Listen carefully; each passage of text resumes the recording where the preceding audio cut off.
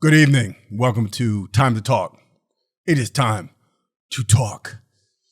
We come to the end of another exhausting, emotional week in America. A very exhausting and a very emotional week in America. A week that asked us once again who we are and who we want to be. A young husband and father, polarizing but undeniably influential conservative activist Charlie Kirk was shot and killed while speaking at a university event in Utah on Wednesday. Now, a suspect is now in custody. These are the facts. The grief is real. The shock is real. And the danger of political violence in our civic life is as real as the air we are breathing tonight. I begin here not to sanitize any life or any legacy, but because of democracy worthy of its name must hold two truths at the same time. We condemn political violence without qualification, and we also keep telling the truth about ideas, rhetoric, and the human beings affected by them. Those truths must live together, or neither will survive for long. And if there's anything that should still bind us, left, right, and everything in between, it is the belief that bullets must never substitute for arguments, that fear must never become our native language. Charlie Kirk was a gifted organizer and communicator who rose quickly to national prominence, building a sprawling young youth movement and a massive audience. He also trafficked in messages many Americans, particularly LGBT people, immigrants, Muslims, Black Americans, and their allies, experienced as demeaning, dehumanizing, or dangerous. He amplified false claims about the 2020 election. He opposed transgender rights and promoted the confrontational Christian nationalism that cast opponents as existential threats. That is part of the record. So too is the admiration of millions who felt he voiced their convictions without apology. In honest civic memory, both realities belong. Some will say his words caused harm. Others will say his words were simply convictions spoken aloud. But there is an important distinction we must relearn in America. The difference between the right to speak and the responsibility to speak well. The First Amendment guards your right to say what you believe. It does not guarantee that your fellow citizens will find your words wise, persuasive, or even humane. And it certainly does not absolve any of us, public figures and private neighbors alike, from the moral obligation to remember that our opponents are not our enemies and our enemies are still human beings. This is the crux of our moment.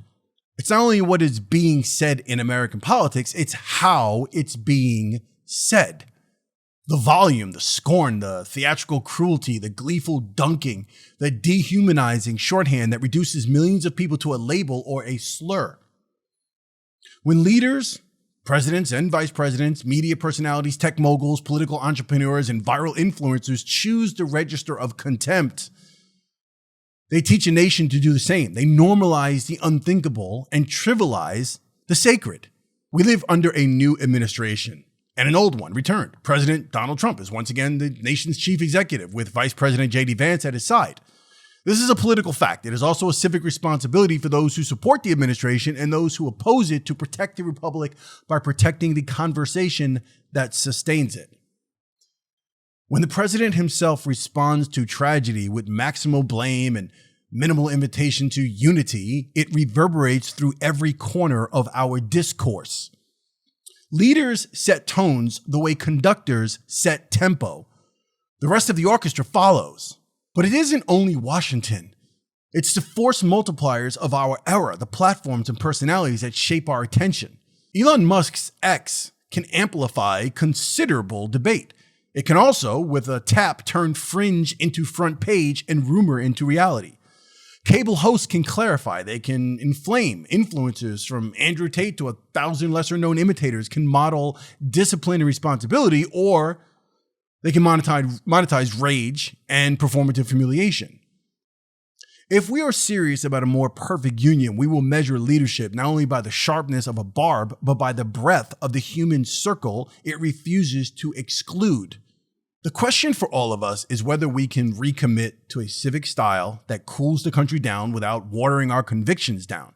Can we be a nation that still argues like free people while remembering that the person across from us is also an American, also a neighbor, also a soul?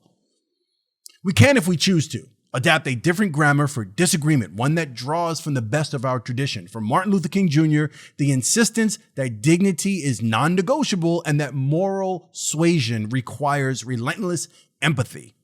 From Malcolm X, the demand for clarity, discipline, and reality-based truth-telling, no euphemisms, no sentimental fog.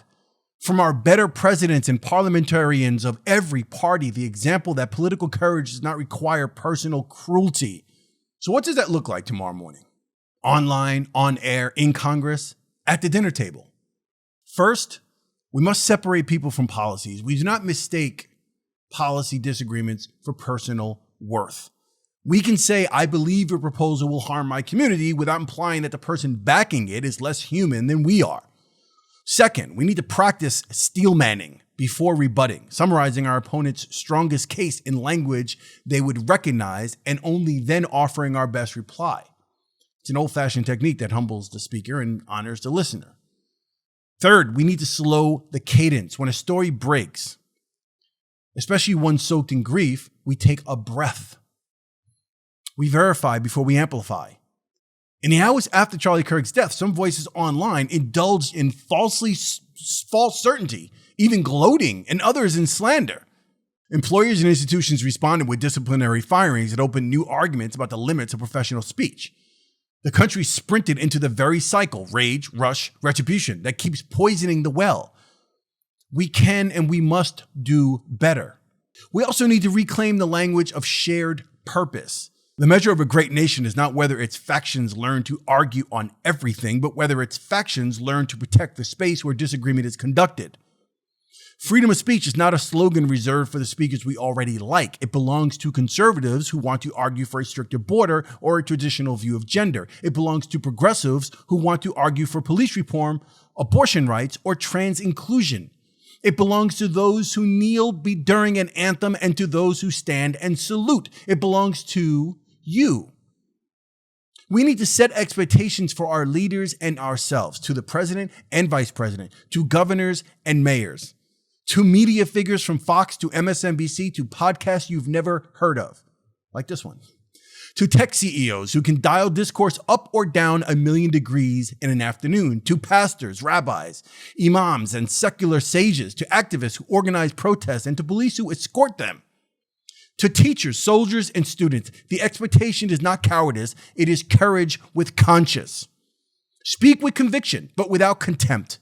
Be as precise with facts as you are passionate in rhetoric. Name your opponent's humanity before you litigate their ideas. We can also tell harder truths without heat.